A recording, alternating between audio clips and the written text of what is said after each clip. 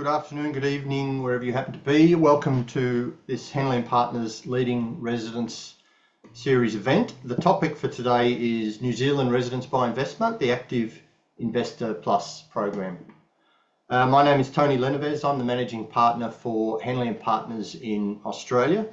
And joining me on the webinar today, we have Karen Justice from Henley & Partners in New Zealand. Karen's a licensed immigration advisor, and she'll be discussing the details of the Active Investor Plus program and highlighting some of the recent changes that have both simplified and improved the program. I'm also joined today by James Usmar and Tim Crawford. James and Tim are senior investment advisors with the leading New Zealand financial services firm Forsyth Barr. The guys will be giving us the benefit of their expertise and providing some insights into the current investment landscape in New Zealand. As with all of the Henley & Partners webcasts, we'll leave some time at the end of the presentation to answer any questions you might have. If you do have a question, please just type it into the Q&A section and we'll get to them at the end. The webcast is also being recorded and the recording will be made available to whoever's registered for the event. And of course, at the end, we'll also provide our various contact details. So, if you want to get in touch with us for a one-on-one discussion or for further information, we'd encourage you to do that. Okay. What I'm going to do now is just give you a bit of an overview of Henley & Partners and then a little bit of information about New Zealand in general, and then I'm going to hand over to Karen to talk in more detail about the program and the new requirements and how the process works with Henley's, and then the guys from Forsyth Barr will give you their presentation. So for those of you who are new to our events, Henley & Partners is a citizenship and residence advisory firm. In fact, we're the global leader in citizenship and residence by investment. We were pioneers in that industry nearly 3 decades ago, and the footprint for the company now is truly global. We've got 60 offices around the world, including in New Zealand, and our staff advise clients on more than 40 investment migration options. Advising private clients, that's part of what we do. The other key part of what we do is government advisory. And, over those past 3 decades, our government advisory team have worked with governments around the world to set up and implement some of the world's most successful investment migration programs. And through that government advisory practice, we've helped governments generate more than $12 billion in foreign direct investment. So the map here shows you the location of our offices around the world, and you can see that we're located in all of the major source markets, such as the US, Asia and Africa, as well as the major residence and citizenship destination countries in North America, Europe, the Caribbean, Asia Pacific, and well, there should be another dot on there for New Zealand, but that's also included, of course. At Henley's, we provide our clients with complete end-to-end hand-holding service. So, no matter where you're located around the world or which residence or citizenship program you're considering, we have someone on the ground who can advise you and then can ensure that your application has the absolute best chance of success. I mentioned before that we offer more than 40 investment migration options, and you can see on the map here, these are the leading residence and citizenship programs around the world. And at Henley & Partners, we can talk to you about all of those. So today, in today's webinar, we're focusing on New Zealand and specifically the very popular Active Investor Plus program. So in a moment, I'm going to hand over to Karen to outline requirements of the program. But before I do that, I'd just like to give you some key facts about New Zealand, a brief overview, and highlight some of the reasons why New Zealand is now such a popular destination, not only for tourists, but for migrants and increasingly for investors. So at the top of the list, I guess, of reasons people choose New Zealand, it's lifestyle and environment. New Zealand has, a well-deserved, world-renowned clean and green reputation, and one of the highest levels of renewable energy usage anywhere in the world. And you see that from those iconic images and videos that I'm sure many of you have seen of New Zealand. New Zealand ranks really highly on the UN's Human Development Index. I think at the moment it's 16, very similar to the UK, Canada and Europe, very high there. In terms of the last 2 points, New Zealand is slightly larger than the United Kingdom, very similar in size to countries like, slightly smaller than Italy, Norway and Germany, but very similar, if not a little bit bigger than the UK. But the population of just 5.2 million, that means New Zealand has just 7% of the population of the UK. So you can see that apart from all the other things going for New Zealand in their favour, there's plenty of space. And that really attracts a lot of people. It's not a crowded place, despite being a significant country in size. As we click through this, you'll see some iconic images that the team have put together. That one I think is Lake Matheson down near Fox Glacier. That's a sensational spot. I was there about 4 or 5 weeks ago. Really does look like that. It's amazing. But look, lifestyle and environment is obviously perhaps at the top, but there are other reasons why people look at New Zealand. Safety and stability are regularly now mentioned when our client advisors talk to people about the New Zealand program. New Zealand has a really high level of democracy. If you use the Global Democracy Index, rated second on that index. It's one of the safest countries in the world. You can see there, 4th on the Global Peace Index. It's a very stable country economically, and in fact, in 2019, rated 1st in the World Economic Forum Global Competitiveness Report. And then, on this page, I think the last point is really, really relevant. It's geographically isolated, like Australia. We're now seeing that these countries are a long way from global hotspots. We see a lot of interest now from clients in Europe, for example, concerned about the situation in the Ukraine and what that might mean for Europe in general.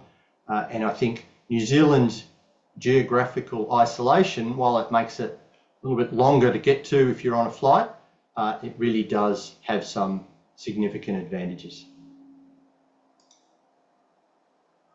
A couple more lovely images there if you look at. But it's not just those other issues I mentioned. New Zealand does have a significant economy, and the business environment in New Zealand is really favourable. So you can see there the GDP, very similar to Japan, Spain and Israel. The economies are really developed market economies, strong business links, particularly to Australia, the nearest neighbour, but also with Southeast Asia and the United States.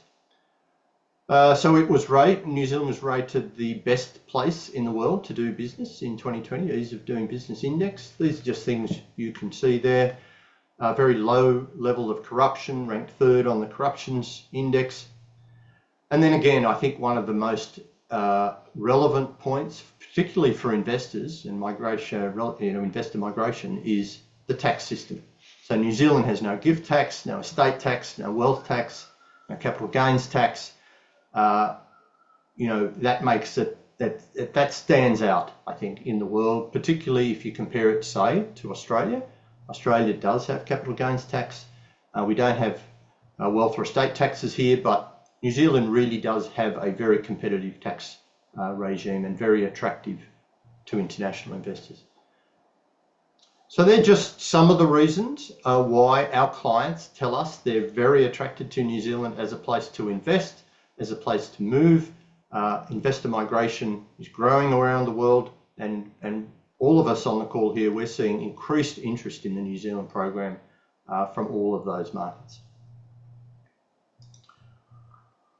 All right, that looks like Auckland. Let me just click through a couple more slides, and now I might hand over to Karen just to step you through some issues with New Zealand residents in general, but then specifically the Active Investor Plus program. Okay, Karen, all yours.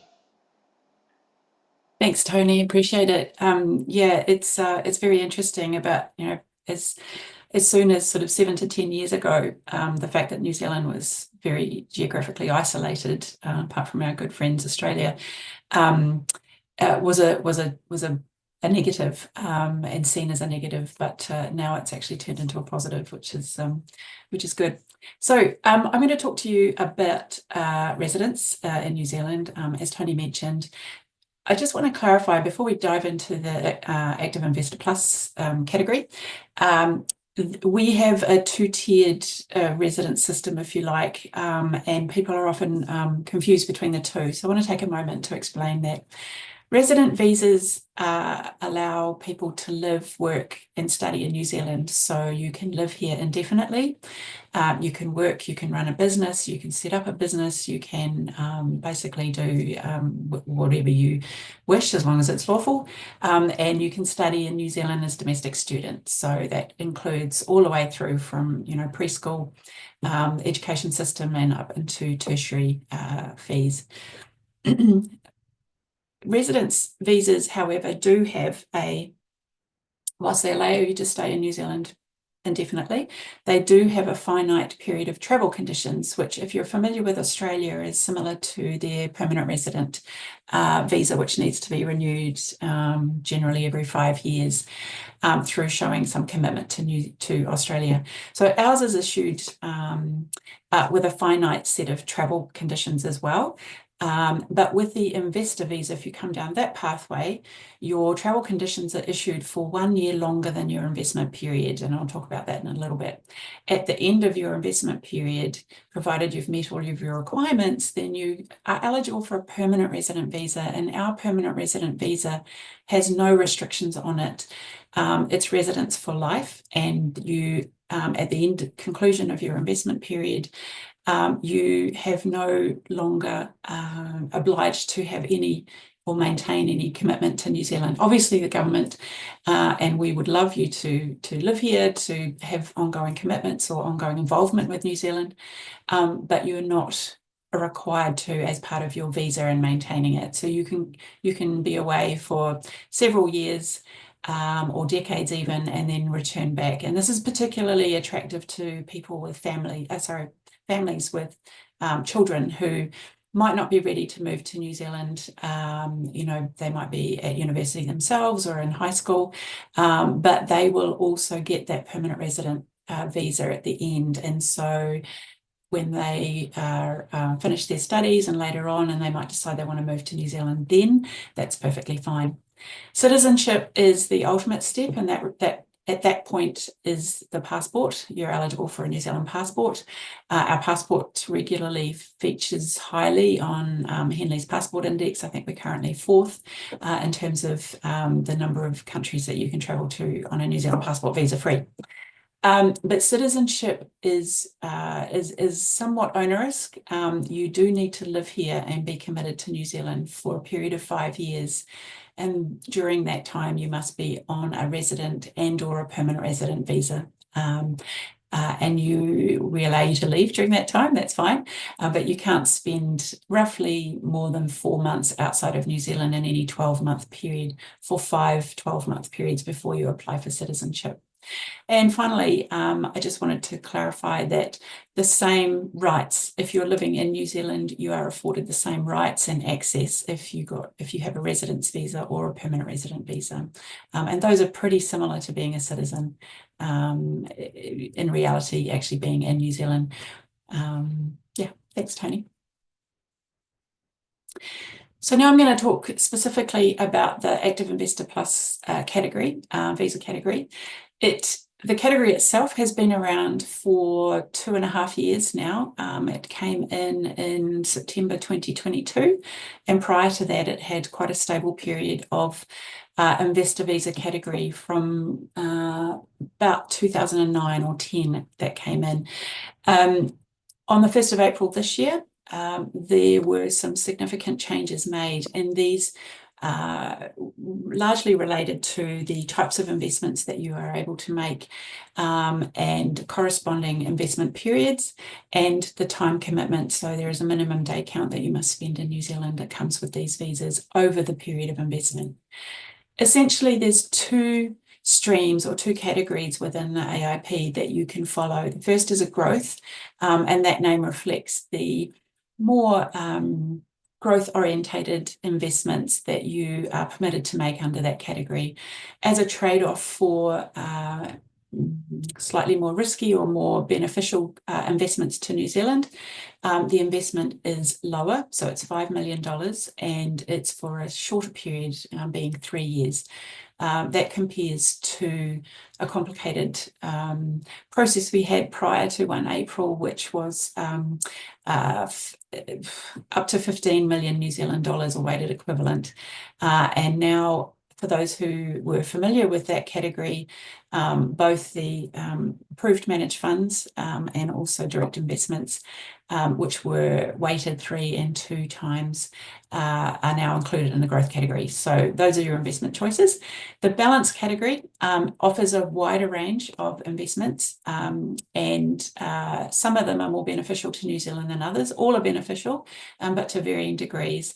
And because of that, and you can take a very risk-adverse approach under that category, there is a greater value that you must invest, which is $10 million New Zealand, and it is for a period of 5 years versus 3 years. If we look at this table, it compares the two, growth and balanced, and you can see that the physical presence requirements or the in-country stay requirements also differ quite substantially from what was the case. So if you come through the growth category, which is proving, I understand as of yesterday, there are about 80% of applications received from 1 April have followed the growth category. You're only required to spend 21 days in the country, and that is the principal applicant only. So family members are not required to spend that 21 days. Everybody needs to make an initial entry into the country within the first 12 months to activate the visas, but thereafter, days towards that 21 total is only required to be met by the main visa holder. For the balance category, you can see there's a much wider range of investment options for 105 days over 5 years. So it can still be 105 days is still quite considerable, but it is a good ski trip every year, essentially.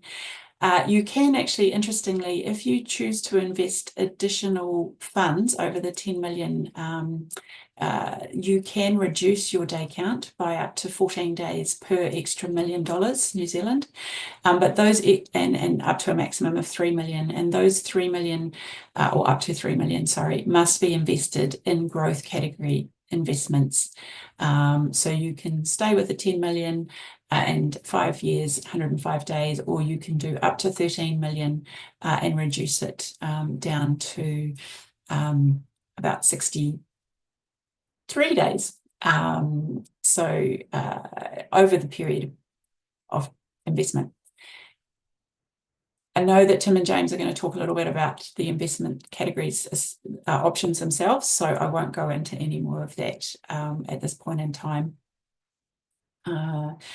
However, yeah, so Tim and James will talk to you shortly, but Henley & Partners work closely with Tim and James. They are able to provide advice on solutions for what, or answer your questions about the investment per se.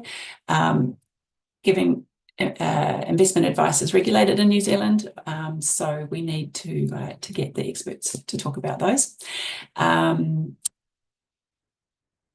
next slide, sorry, thanks, Tony.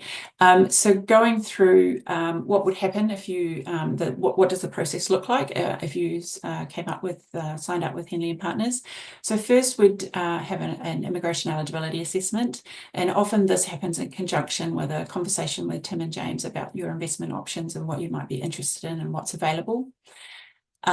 Once those two are fine and you're ready to proceed, then there is an onboarding process, which is similar to Henley Partners' other programs.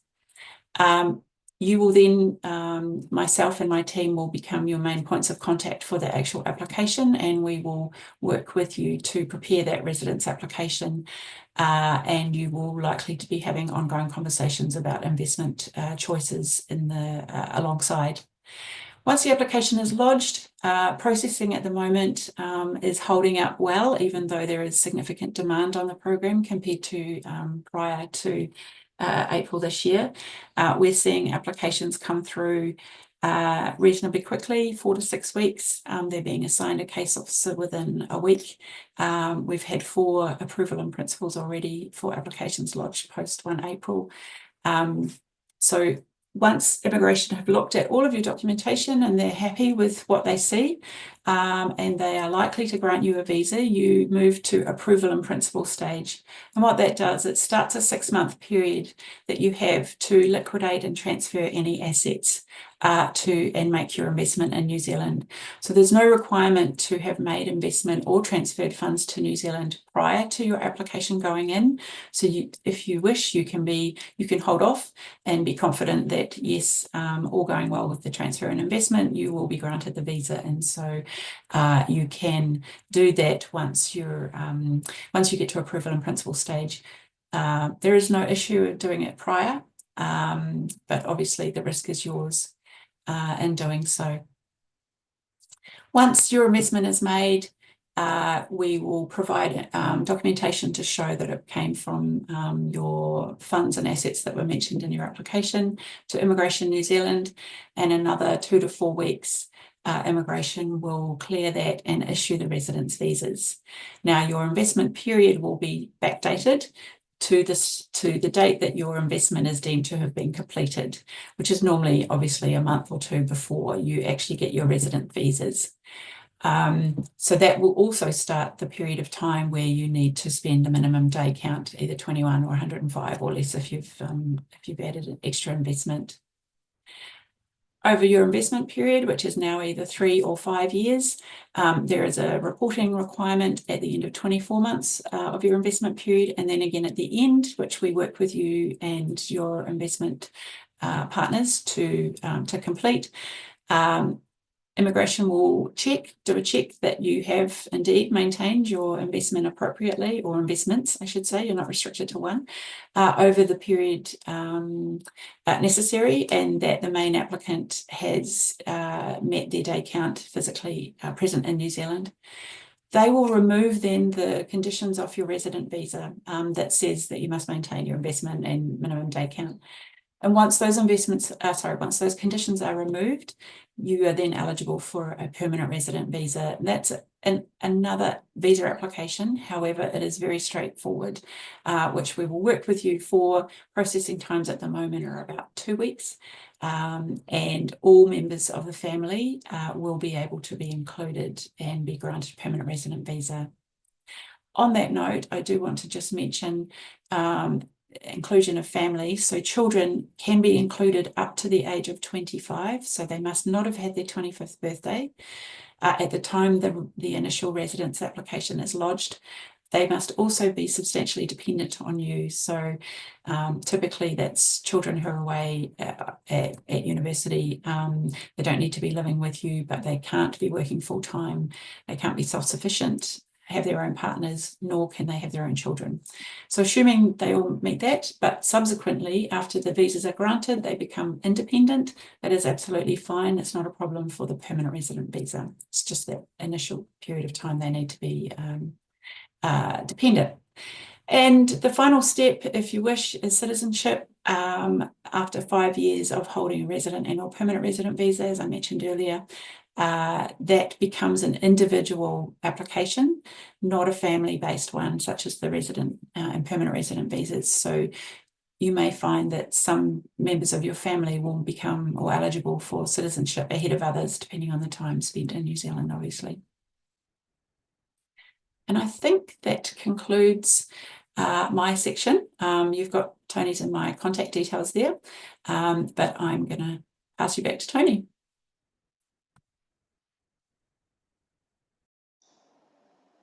Thanks, Karen. That's terrific. I'll put that slide up with our contact details again a little bit later. But now we're going to hear from Tim and James at Forsyth Bar. Now, I think, yes, that seems to be working. We've got your... Here we go. Perfect. So, hi everyone. My name is James. I'm an investment advisor with Forsyth Bar. I've been involved in doing the investor visa program under its different shapes and sizes for about 14 years, and really exciting part of my work. I really enjoy it and really enjoy supporting people on their adventures in New Zealand, whether they come and live here permanently or whether they just invest here. I work with Tim Crawford, and Tim and I handle all the day-to-day investments for anybody moving across. We work for a business called Forsyth Bar. We're the largest independently owned investment advisory firm in New Zealand, and Tim and I are both shareholders in that business. We have been going for 90 years, so we're very relatively conservative business with a very long-term reputation that we're keen to maintain. We are unique in that we have registered our investment management service as one of the options under the visa, and Tim will run through that in more detail with you. I thought before we got into that, I'll just give an overview briefly of the investment landscape in New Zealand, our economy, what you should look for or know before you decide to send $5 or $10 million across the world. So New Zealand is a very dynamic and resilient economy. We offer a stable and highly regulated, safe business environment for applicants. As Tony mentioned, we have a small population of 5.2 million, and that's mostly concentrated in the North Island and in Auckland in particular. The country enjoys very low population density, and we have a very high quality of life. As with many countries around the world, we had a difficult economic period in 2023 and 2024 as interest rates rose very quickly here, like they did around the world. And we're now starting to finally turn a corner. Our export sector is primarily focused on food commodities, with China being our largest trading partner. Our government is now we had a shift in government just over a year ago now, from very centre-left to very centre-right, and their focus is to try and promote investment into New Zealand, foreign investment into New Zealand. Before COVID, that represented 3% of our GDP per annum. Since COVID, that's dropped down to about 0.3%. So our government is very committed to making it as easy as possible for people to invest here, to live here, and to play a part in our economy. So as I mentioned, our primary sector exports are dominated by milk, meat, wood, and they remain a core economic driver of our economy. Importantly, China is our largest trading partner, with the United States our second. With a population of 5 million in an island reliant on global trade, we are very careful to uphold our role within the West, but also we are particularly incentivized to ensure that our relationships with China remain very strong. And that has been quite a big draw card this year. 'Cause It's always a bit of a cliche when someone says this, but New Zealand really does box above its weight on the global stage when it comes to business. Many applicants have heard about our sporting or movie prowess, but we have a really amazing culture here where everyone believes that they can be an entrepreneur.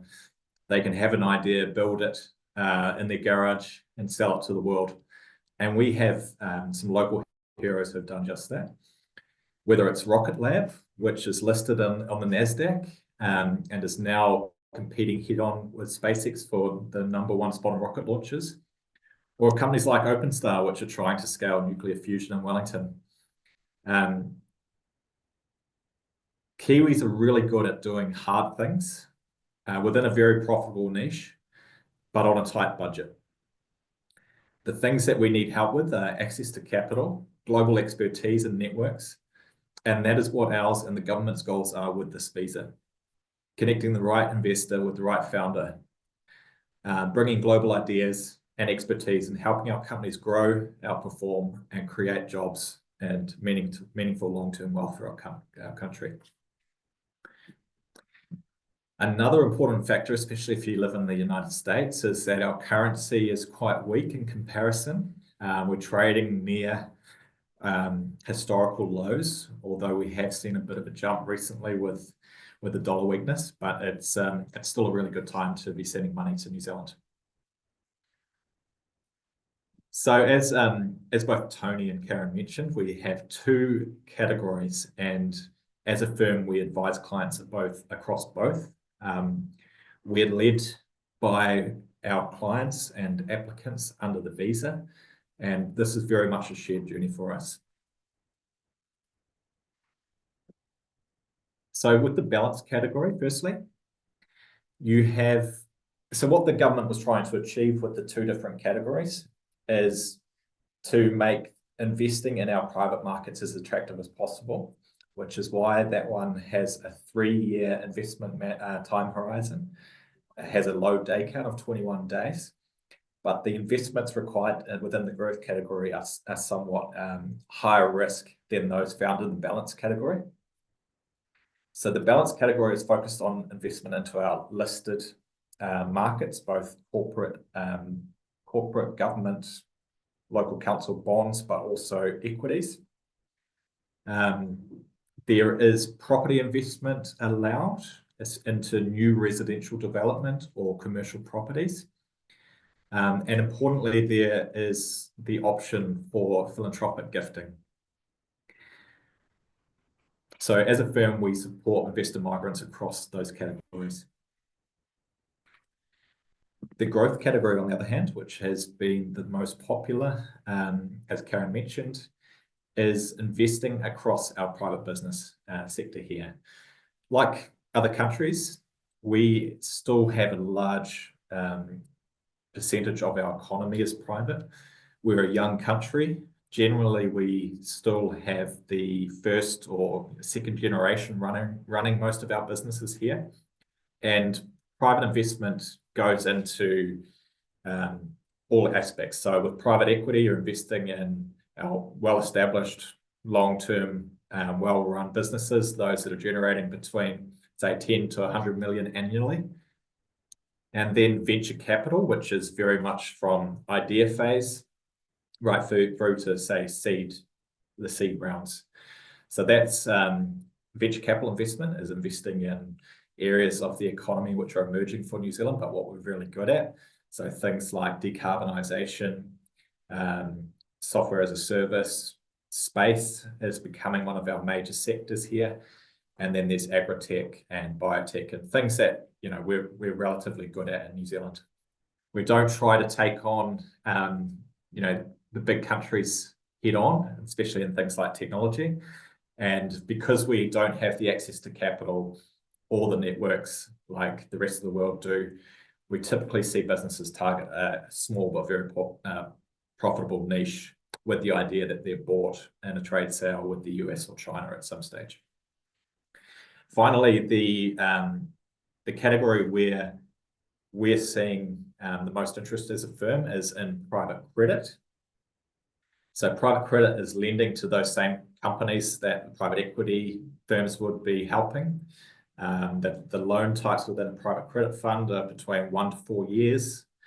They're BBB plus rated, they're well-diversified funds, and they provide stable income across the 3 years. That income is important for applicants because they're able to withdraw the income from the portfolio through their investment period, which is helpful when you're traveling and holidaying around New Zealand.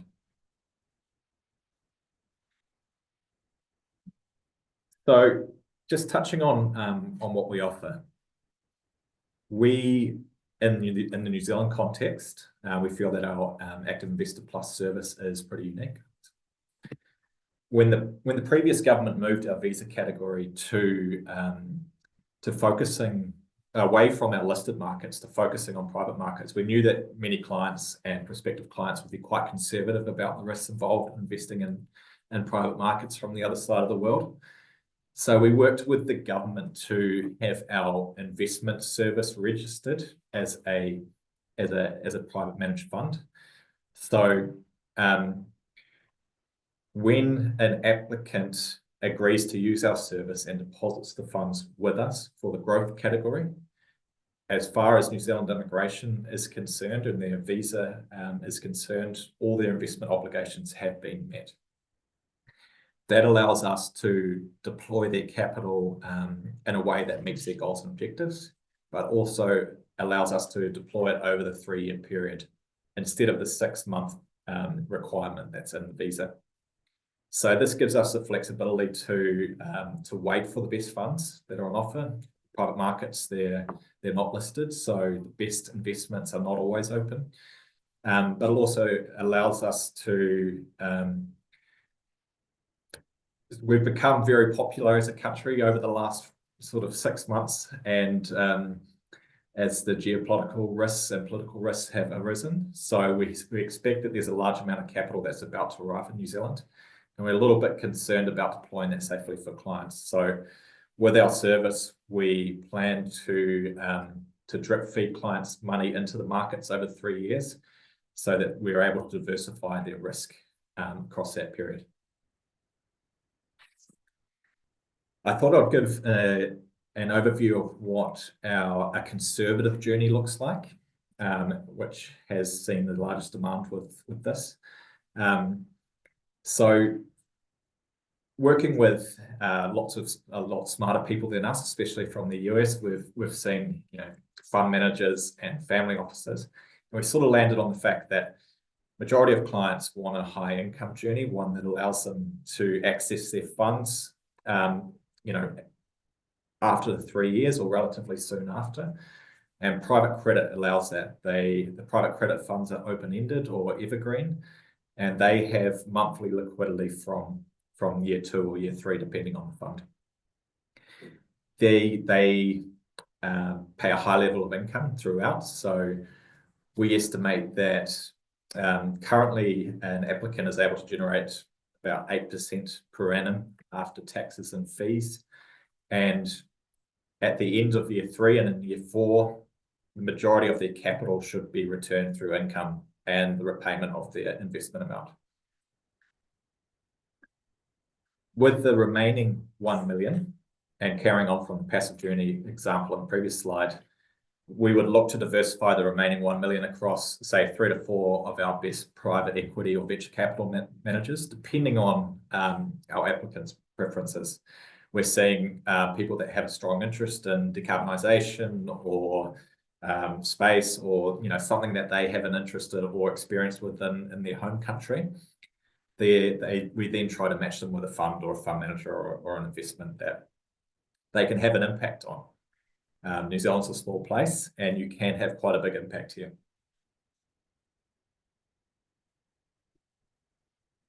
And then throughout the life of your visa and after that period, we will continue to provide specialist advice throughout. We see ourselves as your trusted partners in New Zealand, and we help clients. We very enjoy this. This is the best part of our job is educating people about what New Zealand's all about, helping them find schools. James particularly enjoys helping people plan their trips around New Zealand. So any questions that you have about, doing business in New Zealand, what it's like, where you should land, that's what we enjoy. So I'd just like to close by saying that this visa is an attraction visa. Our businesses and economy needs your skills, networks, expertise, and capital to grow. And our government is committed to making it as easy as possible for you to become a Kiwi. While other countries have started to look inwards, we're very much looking outwards and planning to provide a safe harbour, a plan B, or a place to enjoy your retirement and raise your kids. And I think that thought very much reflects our culture as a young country at the edge of the world. James and I are here and are more than happy to help make that decision to become a Kiwi. Thanks, Tony. Yeah, thanks, Tim. That's fantastic. I think that what you can see there is that those changes that the government made to the program at the beginning of April, they really have simplified the process for investors. So I think what's clearly happened here is the government has taken a close look at the program and said, you know what, we need to make this really attractive and really simple, and that is what they have done. And I think it's a terrific program at Henley and Partners. We see what investors are looking for around the world. They're looking for simplicity. They're looking for a good return, obviously, and they're also looking for kind of stability in what they do. And New Zealand seems to tick all of the boxes for that now. I think it's a really, really attractive program, and it's no surprise to me that we are seeing a real spike in interest, particularly in the United States, but also in Europe and in North Asia. Great. Look, we do have one question that's popped up. This will be for you, Karen. Pretty simple. Are the 21 days required for every year of the investment period, or is it just 21 days within a 3-year period? I'm sure you can handle that pretty quickly. I can indeed. It's a good question. That is over the entire 3-year period, so not per year, 21 days.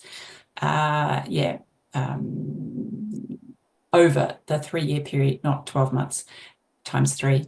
And you can count the days that you arrive in the country and the day that you leave, even if you arrive, 10 minutes before midnight and leave at sort of 4 a.m. or whenever the early flights go, that's still considered a whole day. So that's the answer to that question. That's great. I'm not sure anybody would want to do that given how long the flights are into New Zealand, but good to know that you can do that. There aren't any other questions popping up on Q&A, but I just wanted to ask all three of you, you've done a number of these presentations now, what are the typical questions that people ask? I guess that one about residence comes up pretty often. Karen, you mentioned about including family. I'm sure that's a consideration as well.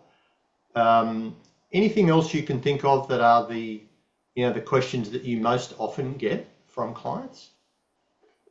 Yeah, increasingly this year I have had a lot of questions about passing on resident status to grandchildren and beyond, which is interesting because I've not had that before. But essentially, if you are a New Zealand resident or permanent resident visa holder and you have a child that's born in New Zealand, then that child is automatically a New Zealand citizen by birth. So that's theirs to keep. We allow dual or multiple nationalities. We're not restrictive in that regard. So, if you're coming from the US, you can maintain, the child will have US and New Zealand citizenship. If the child is born outside of New Zealand, then the resident visa or immigration status is not automatically conferred on the child. That is unless one parent is a New Zealand citizen and citizen by birth. So if both parents or one parent has a resident visa or a permanent resident visa, it'll be a permanent resident visa, then and the baby is born overseas, that's fine. The baby will be eligible for a resident visa. And there is facility to add a baby to the permanent resident visa application should you have a child overseas whilst you're in your investment period, so that the baby gets included with the rest of the family at the end. And then beyond that, citizenship is only able to be passed down through one generation of descent, which is similar to most countries. It's not handed down in perpetuity. Unless the baby is born in New Zealand. That's a really common one. Children, parents, I had this morning, can parents come even if they're dependent? Unfortunately, they can't be included in a residence application, any residence application in New Zealand, but they do have their own pathways to come, which are normally temporarily whilst you have a resident visa and through your investment period. But once those conditions are removed and you're granted a permanent resident visa, then parents definitely can qualify in their own right to come for a resident visa. Yeah, that's a really interesting point, Karen. I think, particularly, I'm based here in Melbourne, and the parent question comes up all the time. And the same as New Zealand, our clients can't include parents in the application, but unlike New Zealand, our pathways for parents are also blocked really by the numbers, and so parent applications can take many years in Australia. So I think that's a really good point. We had another question here. This one's probably for Tim and James. What's the requirement for a private company to be eligible for accepted investment under the growth category? Does the company need to be NZTE approved, and if so, what's the process? So the company does have to be NZTE approved, and there is a set process with NZTE to do that. If we've got an applicant who's interested in using that category, then we can make the introduction to the person NZTE that would go through the approval process with them. It's not hugely in-depth, and as far as we've seen so far, it's relatively straightforward, and that companies have been able to get approved without any problems. They've just got to be New Zealand businesses at a relatively early stage that are employing people here, headquartered here, and have their centre of economic goings on in New Zealand. Yeah, I think the main theme of that is that they must be going to demonstrate or realise some benefit to New Zealand through foreign investment. Obviously, they're trying to make sure that people who have set up their own companies and then invested into them for their application, that it's not just a backdoor scheme to keep hold of your money. We do have one client who has successfully set up their own business and is about to invest in it, which is being looked at very closely by NZTE initially and shortly to be INZ, but it is possible. As James says, it's entirely reasonable and possible. Tony, Okay, great. We've got a couple of quite common questions that we could cover off briefly, if that's okay. Yeah, go for it. So we get asked around tax quite a lot. So if you're investing here but remain non-resident, are you going to get caught up in our tax system? And how does that look? So New Zealand's got a huge number of taxation agreements with countries across the world, and for the most part, any tax that's paid in New Zealand can usually be offset within people's country of residence. And for the most part, we don't have capital gains tax, and we don't have inheritance tax or death duties here. So our taxation is really just income, and that's largely can be transferred back to the country of origin. And then the other two common questions are, can residential property be part of the investment portfolio? So under the balanced category, residential property development or commercial property development can, but buying a home that you can live in definitely doesn't. and then can people buy a house? If people have got a commitment to living here or becoming ordinarily resident, so if that was under day count, 183 days here, they can buy a home to live in. But if they're just going to be a temporary visitor, that they can't, as the rules stand at the moment. So those are the three sort of common ones that we get. In relation to that question about property, so how does that impact on someone that does the Active Investor Plus program? So they can't buy a property initially? Is that how that works? So as part of their investment portfolio, residential property does not count. But if they've got a commitment to moving here and becoming ordinarily resident, then they can get an Overseas Investment Office consent and buy a home to live in outside of their investment portfolio. And so a commitment, is that having made the investment, or is that spending a certain number of days? So I mean, I'm not a lawyer or a tax advisor, so just caveat that, but that's becoming ordinary resident here. The easiest way to demonstrate that commitment is under day count, which is 183 days. So yeah. Yeah, Okay, they need to commit to becoming, if they're not already, tax resident here. right. Okay. Yeah. Interesting you mentioned that about tax. Thanks, James. The other question we often get at Henley's is around education for children, high school education, even primary school, but high school often, then university education. And as you know, that is a major driver of applicants for investor migration around the world, not just to New Zealand, but to just about any country. And so what Henley's has is we have an education service, which is part of our offering. We have a wonderful team based in the UK, headed up by Tess Wilkinson, who we can make an introduction for you if you have any questions at all about schools in New Zealand, universities in New Zealand. What's the enrolment process? How does it work? What are the costs, if there are costs, and so on. Our education people there in the UK would be more than happy to help you out with any of that if you have questions. Okay, I'm not seeing anything else pop up on the screen. I might just throw that slide back up so that you've got the contact details for myself and Karen. Feel free to reach out to us at any stage if you've got any questions. As I said, you've got our email addresses there. If you would like to set up a call with Karen and myself to chat about the program in a bit more detail, I'm sure the guys at Forsyth Bar are also happy to have a chat to you at any time.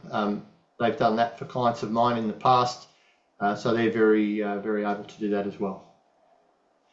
All right, if we don't have any other questions, and it doesn't look like we do, I might end the session there. Can I just thank Karen and Tim and James for joining. Always good to have you guys on a Henley & Partners call. There'll probably be more of these. Just before we started this, Karen and I were talking to the person who organises them, and our company CEO is really keen for us to do more and more of these, and in multiple markets. And that's just a reflection of how popular this program is and how popular New Zealand is as a destination. So thank you everybody for joining. We'll get the recording out to you in the next day or two. Okay, have a good day. Bye. Thanks, Thank you. Thanks. Thank you. Bye.